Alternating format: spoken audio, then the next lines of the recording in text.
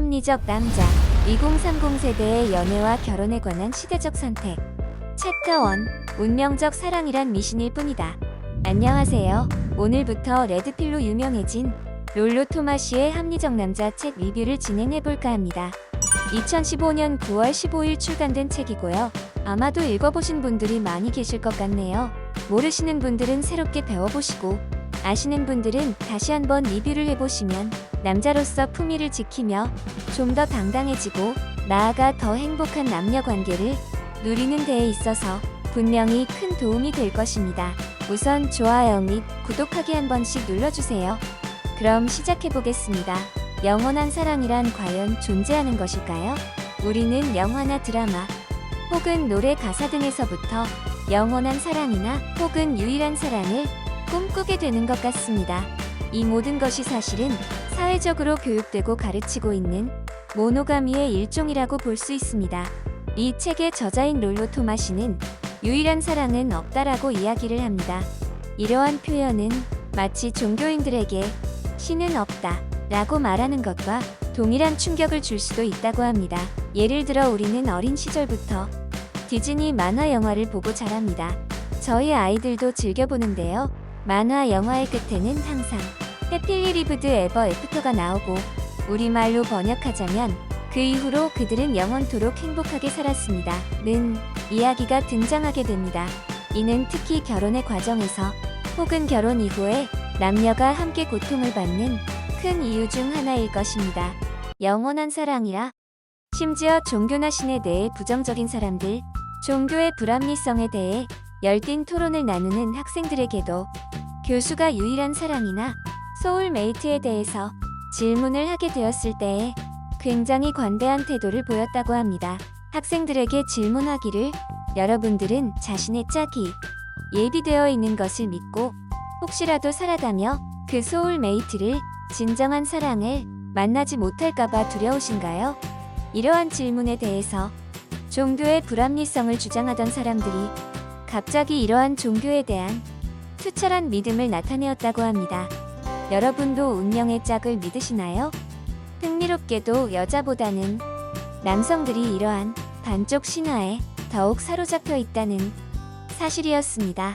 이러한 믿음은 결국 우리가 자신의 운명의 짝이라고 믿게 되는 그러한 여성을 만났을 때 그 사람에 대한 객관적인 평가가 어려워지고, 결함을 무시하거나 본인이 더 많은 희생을 감수해야만 하는 상황에서도 그 운명의 끈을 놓치지 않기 위해 매달리게 된다는 사실입니다.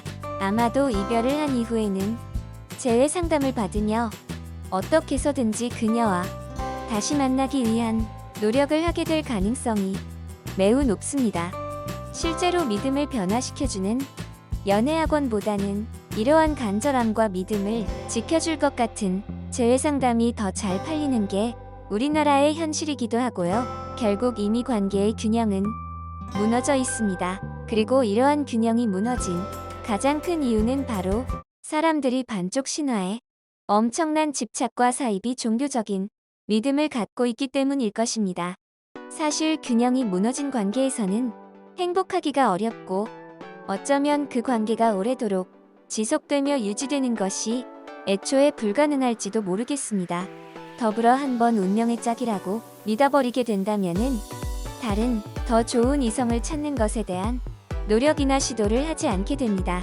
더 좋은 사람을 만날 수 있다면 왜 만나지 않습니까?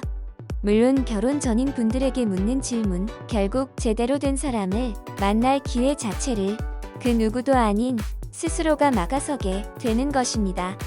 심지어 이러한 운명의 짝이라는 믿음 속에 살아가는 사람들은 상대방을 있는 그대로 보지도 못합니다.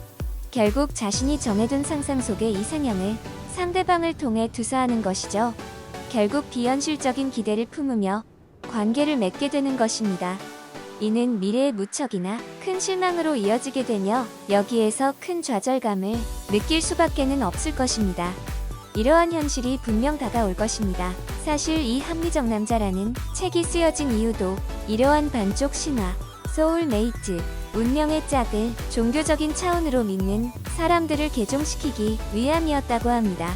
잘못된 한 여성에게 빠져있는 아들을 구제하기 위해 그의 어머니가 특별히 요청을 했다고 합니다. 책을 던져주면 그래도 한번 읽어볼 것이라고 말이죠.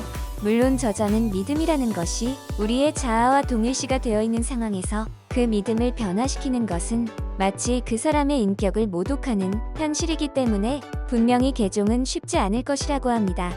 그래도 시도는 해봐야겠죠. 운명의 짝, 유일한 짝이라는 믿음으로부터 벗어나면 더 좋은 사람을 만나는 것을 목표로 삼을 수 있게 됩니다. 심지어 더 많은 선택지 중에서 객관적인 시선으로 여성을 선택할 수 있는 것이죠. 중요한 사실은 여성들은 본능적으로 이미 그렇게 하고 있다는 사실입니다. 다음 편에서 이를 설명합니다.